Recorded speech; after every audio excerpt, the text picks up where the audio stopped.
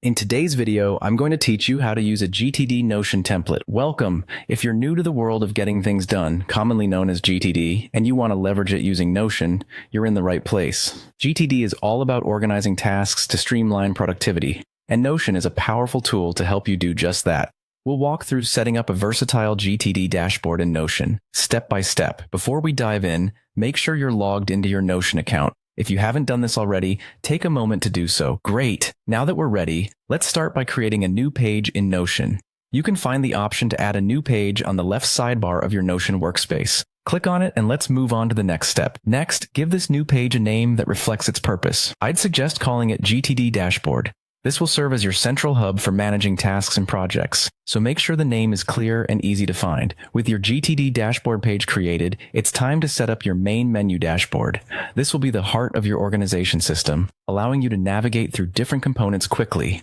Think of it as the command center for all your GTD activities. Now, we'll incorporate one of the most crucial elements, the inbox database. The inbox is where you'll capture everything that comes to mind. To create this database, just click on the empty space inside your GTD dashboard page, select Database, and name it Inbox.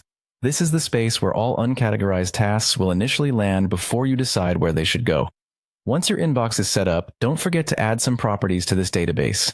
Properties in Notion help to enrich the tasks with additional information such as due dates, priorities, or tags. Customize it to fit your workflow best. This will make it easy to sort and process your tasks later. Next up, we need a projects database.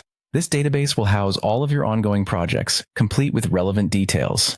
The properties here will likely differ from those in your inbox as they're project-focused. Consider adding fields like project deadlines, status, or team members involved. Finally, let's tailor your GTD Notion template with more databases as needed. Depending on your personal or professional needs, you might include areas such as reference, waiting for, or any custom lists that support your productivity. Think about what data is most critical for your success and include those elements. By setting up these components, you create a robust environment for managing tasks effectively using the GTD approach. Don't forget, this template is versatile and should evolve with you. Feel free to tweak it to better align with your changing goals. Thanks for watching and happy organizing.